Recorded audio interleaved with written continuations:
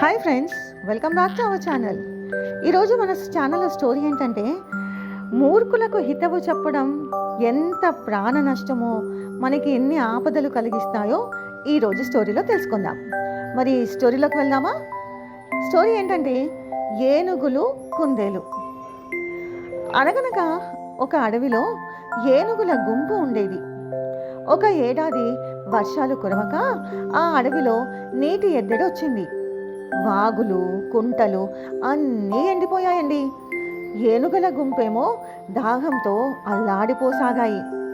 నీటిని వెతుక్కుంటూ అడవిని వదిలి బయటకు వచ్చేశాయి.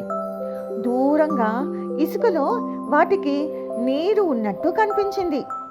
సంతోషంతో ఆ ఏనుగులు అక్కడికి పరిగెట్టాయి. తీరా అక్కడికి వెళ్ళేసరికి అక్కడ నీరు లేదు.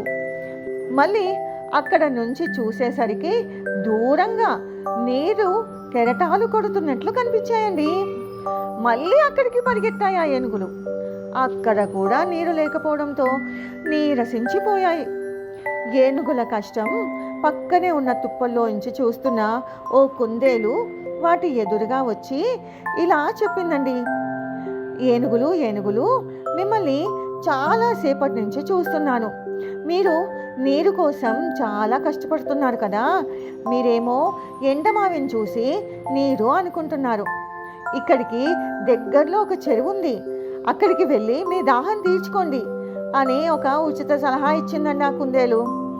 కుందేలు మాటలు విన్న ఏనుగులకి కోపం వచ్చిందండి.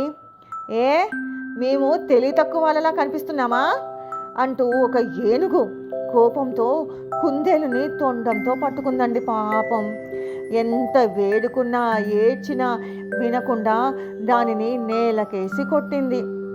పాపం, ఆ దెబ్బకి ఆ కుందేలు ప్రాణాలు విడిచిందండి.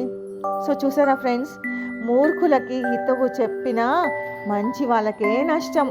ఇందులో నీతి. సో ఎవరికి ఏం చెప్పాలో ఎంత చెప్పాలో అంతే చెప్పండి.